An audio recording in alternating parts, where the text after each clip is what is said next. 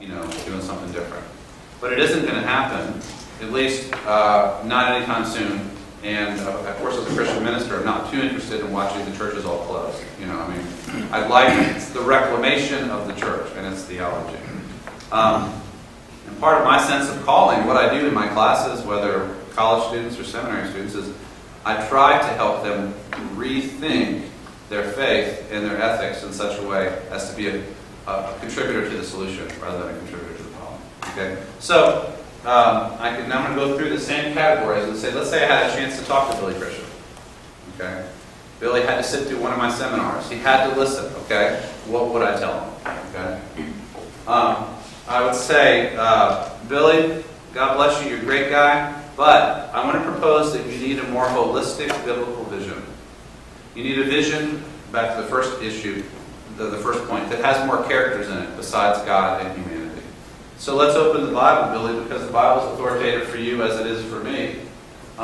Maybe we go to Genesis 1, where we're reminded of the water teeming with living creatures, the birds flying across the earth, the sea creatures, the creatures that creep along the ground, all of them very, very good. Our faith teaches us from its earliest pages that God cares about all those other creatures, God made all those other creatures, and we have to care about them too. Okay? The Bible itself was never only a book about God and people. We just made it into a book about only God and people. Okay? And so that's our problem. And then we would help him, if he does know about the dominion mandate of Genesis 1, we would have to do some instruction as to what that really should be interpreted to mean. The Bible in Genesis 1 says, rule over the fish of the sea, the birds of the air. And some of our critics say this is actually the problem. We were trained to dominate. So we have to get Billy back to Genesis 1 and say that really biblically what leadership means is service. It means stewardship. It means care. If you lead a family, and what you understand that to mean to be domination and exploitation, that's not very good family leadership. Nor would it be very good leadership over the planet as a whole. This is a subject of much discussion in the literature.